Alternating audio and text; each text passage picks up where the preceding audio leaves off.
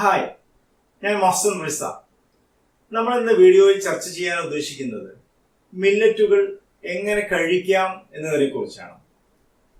ഇത് പൊതുവായുള്ള ഒരു വീക്ഷണമാണ്. അതായത് ചെറിയ കുട്ടികൾ മുതൽ യുവാക്കളാവട്ടെ, പ്രായമുള്ളവരാവട്ടെ, രോഗികളാവട്ടെ, ആരാണെങ്കിലും പൊതുവായിട്ട് എങ്ങനെ കഴിക്കണം എന്നതിനെ കുറിച്ചുള്ള കാര്യങ്ങളാണ് നമ്മളിവിടെ പ്രതിപാദിക്കുന്നത്. നമ്മൾ മുൻപ് പറയുകയുണ്ടായി, മില്ലറ്റ് എന്നത് ഒരു ഔഷധമല്ല, അതായത് ഒരു മരുന്നോ മറ്റ് വല്ല പ്രൊഡക്റ്റുകളോ ഒന്നുമല്ല. ഇത് പ്രകൃതിയാലുള്ള ധാന്യങ്ങളാണ്, പ്യുവർ ധാന്യങ്ങൾ. നമ്മൾ അരി, ഗോതമ്പ് പോലെയുള്ള ധാന്യങ്ങളാണ്.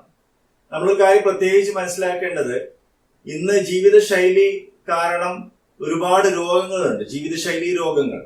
ഇത് വന്നു പെടുന്നതെല്ലാം തന്നെ നമ്മുടെ ഭക്ഷണത്തിലൂടെയാണ്.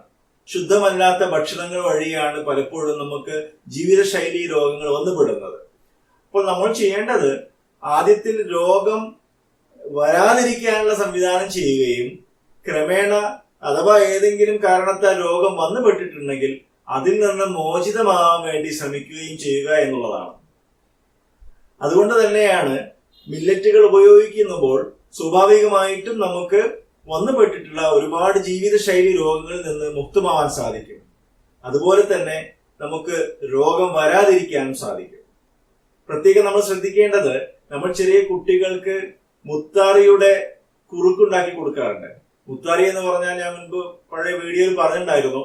മുത്താറി, റാഗി, പഞ്ഞപ്പുല്ല് എന്നീ പല പേരുകളും അറിയപ്പെടുന്നത് നമ്മൾ ഒറ്റ മില്ലറ്റാണ്, അത് ഫിംഗർ മില്ലറ്റ്. അപ്പൊ നമ്മൾ ചെറുപ്പത്തിലെ ചെറിയ കുട്ടികൾക്ക് നമ്മൾ ഈ മുത്താറി കുറുക്കുണ്ടാക്കി കൊടുക്കാറുണ്ട്. പക്ഷെ നമുക്ക് ചാമ, കുതിരവാലി, വരക്, പനിവരക്, ബ്രൗൺ ടോപ്പ് ഇങ്ങനത്തെ ഒരുപാട് മില്ലറ്റുകളുണ്ട്. ഇതൊന്നും നമ്മൾ കഴിക്കാറുമില്ല. അപ്പൊ നമ്മളുടെ ഭക്ഷണത്തിലൊരു ഐറ്റമായി ഈ മില്ലറ്റ്സ് മാറേണ്ടതുണ്ട്. അത് ചെറിയ കുട്ടികൾ മുതൽ എല്ലാവർക്കും.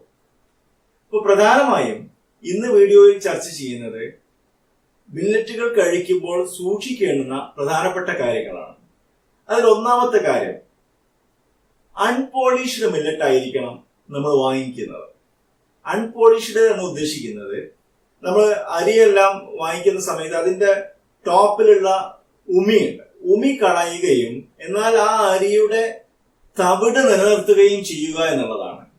ഈ ചെറുധാന്യങ്ങളെല്ലാം, മില്ലറ്റ് എന്ന് പറയുന്ന ചെറുധാന്യങ്ങൾ, ഈ ചെറുധാന്യങ്ങളെല്ലാം തന്നെ അതുപോലെ അതിന്റെ കട്ടിയുള്ള ഭാഗങ്ങൾ കളയുകയും എന്നാൽ തവിട് നഷ്ടപ്പെടാതെ നമുക്ക് അത് ലഭിക്കുകയും വേണം.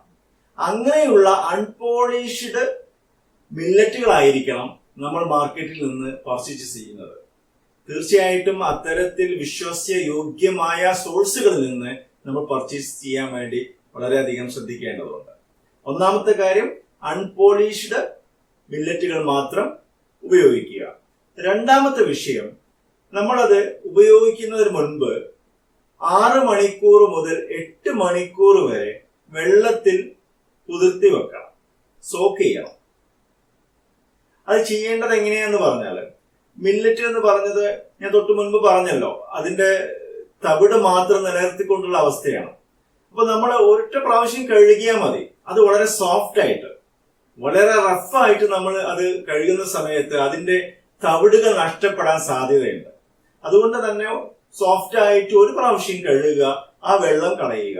എന്നിട്ട് നമ്മൾ ഏത് വിഭവമാണോ ഉണ്ടാക്കാൻ വേണ്ടി തീരുമാനിക്കുന്നത്, ഉദാഹരണത്തിന് നമ്മൾ ദോശ ചുടാൻ വേണ്ടിയിട്ടാണ്, ദോശമാവ് ഉണ്ടാക്കാനാണ് നമ്മൾ അതുകൊണ്ട് പ്ലാൻ ചെയ്യുന്നത് എങ്കിൽ എത്രത്തോളം ദോശമാവിന് വേണ്ട വെള്ളം വേണമോ അത്രയും വെള്ളം മാത്രം രണ്ടാമത് പുതിർത്തി വെക്കാൻ വേണ്ടി ഉപയോഗിച്ചാൽ മതി.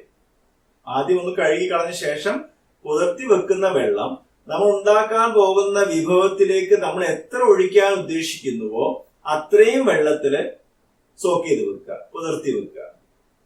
അതുകൊണ്ടുള്ള ഉപകാരം എന്താന്ന് പറഞ്ഞാല്, ഈ സോക്ക് ചെയ്യുന്ന സമയത്ത് ധാന്യത്തിനും അതിന്റെ വെള്ളത്തിനും ഒരുപാട് പോഷകങ്ങൾ ഉണ്ടാവുന്നുണ്ട്, വ്യത്യാസങ്ങൾ വരുന്നുണ്ട്. അപ്പൊ നമ്മൾ ഈ ധാന്യങ്ങൾ എടുത്ത ശേഷം ഈ വെള്ളം തന്നെ നമ്മൾ അതിന്റെ പ്രിപ്പറേഷന് വേണ്ടി ഉപയോഗിക്കുക. ഇതാണ് രണ്ടാമത്തെ വിഷയം. ഒന്ന്, അൺപോളിഷ്ഡ് ആയിട്ടുള്ളത് ധാന്യങ്ങൾ ഉപയോഗിക്കുക. രണ്ടാമത്തത്, ഉപയോഗിക്കുന്ന എല്ലാ ധാന്യങ്ങളും തന്നെ 6 മണിക്കൂർ മുതൽ 8 മണിക്കൂർ വരെ വെള്ളത്തിൽ പുതിർത്തി വെക്കുക, സോക്ക് ചെയ്ത് വെക്കുക. മൂന്നാമത്തെ വിഷയം, ഈ ധാന്യങ്ങളൊന്നും തന്നെ, മില്ലറ്റുകളൊന്നും തന്നെ നമ്മൾ മിക്സ് ചെയ്ത് കഴിക്കാൻ പാടില്ല. അതായത് ഒരു ഉദാഹരണത്തിന് കുതിരവാലി, ബർണിയാട് മില്ലറ്റ്. നമ്മൾ ബർണിയാട് മില്ലറ്റിന്റെ ഒരു വിഭവം ഉണ്ടാക്കുകയാണെങ്കിൽ എന്നാൽ പിന്നെ ഈ 9 മില്ലറ്റിന്റെയും കുറച്ചീച്ച് എടുത്ത് അത് പൊടിച്ചോ അല്ലെങ്കിൽ എല്ലാം ചേർത്തോ നമുക്ക് കഴിക്കാം, എല്ലാ മില്ലറ്റിന്റെയും എല്ലാ പോഷകങ്ങളും നമ്മളിലേക്ക് കിട്ടട്ടെ എന്ന് ആഗ്രഹിച്ചിട്ടാണെങ്കിൽ പഠനം പറയുന്നത് ഒരിക്കലും അങ്ങനെ ചെയ്യരുത് എന്നാണ്.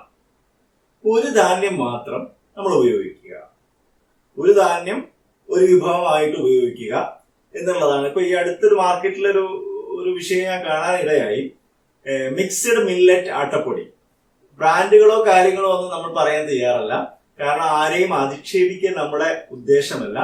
കാര്യങ്ങൾ മനസ്സിലാക്കുക, ഏറ്റവും നല്ലത് നമ്മൾ തിരഞ്ഞെടുക്കാൻ ശ്രമിക്കുക എന്നുള്ളത് മാത്രമാണ്.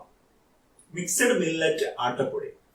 അപ്പോ അത് തീർച്ചയായിട്ടും അത് മില്ലറ്റ് എങ്ങനെ ഉപയോഗിക്കണം എന്നതിനെ കുറിച്ച് മനസ്സിലാക്കാതെ ഉണ്ടാക്കുന്ന പ്രൊഡക്റ്റുകളാണ്. അപ്പൊ ഇത്തരത്തിൽ ഒരിക്കലും കഴിക്കാൻ പാടില്ല. കഴിയുന്നതും മറ്റ് ധാന്യങ്ങളോട് ചേർക്കാതെ തന്നെ വിഭവങ്ങൾ ഉണ്ടാക്കാൻ ശ്രമിക്കുക. നമ്മൾ മനസ്സിലാക്കേണ്ടത് അരി, ഗോതമ്പ് എന്ന ധാന്യം കൊണ്ട് നമ്മൾ ഇന്ന് മലയാളികൾ ഉണ്ടാക്കുന്ന എല്ലാ ഭക്ഷ്യപദാർത്ഥങ്ങളും ശരിക്കും നമുക്ക് ഈ മില്ലറ്റുകൾ ഉപയോഗിച്ച് ഉണ്ടാക്കാൻ പറ്റും. എല്ലാ പദാർത്ഥങ്ങളും, എല്ലാ ഭക്ഷ്യ വസ്തുക്കളും നമുക്ക് ഉണ്ടാക്കാൻ പറ്റും. നമ്മൾ ബിരിയാണി ഉണ്ടാക്കാൻ പറ്റും, പായസം ഉണ്ടാക്കാൻ പറ്റും, കഞ്ഞി ഉണ്ടാക്കാൻ പറ്റും, ഉപ്പുമാവ് ഉണ്ടാക്കാൻ പറ്റും, ദോശ, ചപ്പാത്തി തുടങ്ങിയ എല്ലാ വിഭവങ്ങളും തന്നെ ഈ മില്ലറ്റുകൾ ഉപയോഗിച്ച് നമുക്ക് ഉണ്ടാക്കാൻ പറ്റുന്നതാണ്. ഇതിന്റെ പൊട്ടുപൊടികളുണ്ട്, ഇതിന്റെ അവലുകളുണ്ട്. പക്ഷെ നമ്മൾ കഴിക്കേണ്ടത് ഒരു ധാന്യത്തിന്റെ ഒരു വിഭവം മാത്രം ഉണ്ടാക്കാൻ വേണ്ടി ശ്രമിക്കുക. ഇത് പൊതുവെ എല്ലാവർക്കുമുള്ള ഒരു നിയമമാണ്. ഇനി രോഗത്തിൽ നിന്ന് അല്ലെങ്കിൽ ഒരു കാരണവശാൽ രോഗത്തിന് അടിമയായി, ഉദാഹരണത്തിന് ഷുഗർ ഉണ്ട്. അപ്പൊ ഷുഗർ ഉള്ള ഒരാള് അതിൽ നിന്ന് മുക്തമാവാൻ വേണ്ടി ആഗ്രഹിച്ചിട്ടാണ് മില്ലറ്റ് കഴിക്കുന്നത് എങ്കിൽ, അതായത് ഏത് രോഗമാവട്ടെ അതിൽ നിന്ന് മുക്തമാവാനുള്ള ശ്രമത്തിന്റെ ഭാഗമായിട്ടാണ് കഴിക്കുന്നത് എങ്കിൽ, ഈ പറഞ്ഞ പൊതുവായ മൂന്ന് കാര്യങ്ങൾ സൂക്ഷിക്കുന്നതോടൊപ്പം, അതായത് അൺപോളിഷ്ഡ് മില്ലറ്റ് ഉപയോഗിക്കുക, വെള്ളത്തിൽ കുതിർത്ത് വെച്ച ശേഷം ഉപയോഗിക്കുക, 3 മിക്സ് ആയി കഴിക്കാതിരിക്കുക, ഈ 3 ശ്രദ്ധിക്കുന്നതോടൊപ്പം തന്നെ അവർ ശ്രദ്ധിക്കേണ്ടുന്ന കാര്യം, ഒരു ധാന്യം 2 ദിവസം തുടർച്ചയായിട്ട് കഴിക്കുക. അതായത് ഉദാഹരണത്തിന് ബ്രൗൺ ടോപ്പ് എടുത്താൽ, ആ ബ്രൗൺ ടോപ്പ് ധാന്യം കൊണ്ടുണ്ട് രാവിലെ ഉപ്പുമാവ് ഉണ്ടാക്കാം, ഉച്ചയ്ക്ക് അതുകൊണ്ട് ചോറോ ബിരിയാണിയോ ഫ്രൈഡ് റൈസോ എങ്ങനെയാണോ നമ്മുടെ ഉദ്ദേശം, നമ്മൾ അരിയും ഗോതമ്പും ഉപയോഗിച്ചുണ്ടാക്കുന്ന വിഭവങ്ങൾ പോലെ, പക്ഷെ അതേ ധാന്യം തന്നെ ഉപയോഗിക്കാൻ വേണ്ടി ശ്രമിക്കുക. ഒന്നെങ്കിൽ ആ ബ്രൗൺ ടോപ്പിട്ട് തന്നെ പുട്ടുപൊടി ഉണ്ട്, അതിന്റെ അവലുണ്ട്, അതിന്റെ ചപ്പാത്തി പൊടി ഉണ്ടാക്കിയിട്ട് അതുകൊണ്ട് ചപ്പാത്തി ഉണ്ടാക്കി കഴിക്കാം. ഇങ്ങനെ 2 ദിവസം തുടർച്ചയായി ആ ഒരു ധാന്യത്തിന്റെ വ്യത്യസ്ത വിഭവങ്ങളായിട്ട് നമുക്ക് കഴിക്കാം. പിന്നെ അടുത്ത ദിവസം വേറൊരു ധാന്യത്തിന്റെ വ്യത്യസ്ത വിഭവങ്ങളായിട്ട് കഴിക്കാം. അതായത് ഒന്ന് ഇടവിട്ട് ഓരോ ധാന്യവും കഴിച്ച് മറ്റൊന്ന് 2 ദിവസം കഴിച്ച് വേറൊരു ധാന്യം വേറെ 2 ദിവസം കഴിച്ച് ഇങ്ങനെ പോവുകയാണെങ്കിൽ നമുക്ക് തീർച്ചയായിട്ടും പല രോഗങ്ങളിൽ നിന്ന് മുക്തമാവാനും പറ്റും. നമുക്ക് ഒരുപാട് പോഷകങ്ങൾ നമ്മുടെ ശരീരത്തിലേക്ക് ആഗിരണം ചെയ്യാനും പറ്റും. രോഗം ഇല്ലാത്ത ആളുകളെ സംബന്ധിച്ച് നമ്മൾ നേരത്തെ പറഞ്ഞതുപോലെ മിക്സ് ചെയ്യാതെ സ്ഥിരമായിട്ട് രാവിലെ മില്ലറ്റുകളുടെ വിഭവങ്ങൾ ഉപയോഗിക്കാൻ വേണ്ടി ശ്രമിക്കുക. പറ്റുന്നവർ 2 നേരം ഉപയോഗിക്കുക. ആ നിലക്ക് പക്ഷെ കഴിയുന്നതും ഒരു ദിവസം ഒരു വിഭവം 2 ദിവസം ആണെന്നുണ്ടെങ്കിലും ഒരേ ധാന്യം മാത്രം ഉപയോഗിക്കാൻ വേണ്ടി ശ്രമിക്കുക. അസുഖമുള്ളവർ പ്രത്യേകിച്ചും 2 ദിവസം ഒറ്റ ധാന്യത്തിന്റെ വ്യത്യസ്ത വിഭവങ്ങൾ ഉപയോഗിക്കാൻ വേണ്ടി ശ്രമിക്കുക. മില്ലറ്റുകളെ കുറിച്ച് കൂടുതൽ മനസ്സിലാക്കാനും അറിയാനും നിങ്ങൾക്ക് ആവശ്യമെങ്കിൽ പർച്ചേസ് ചെയ്യാനും ഈ വാട്സപ്പ് നമ്പറുമായി ബന്ധപ്പെടാവുന്നതാണ്.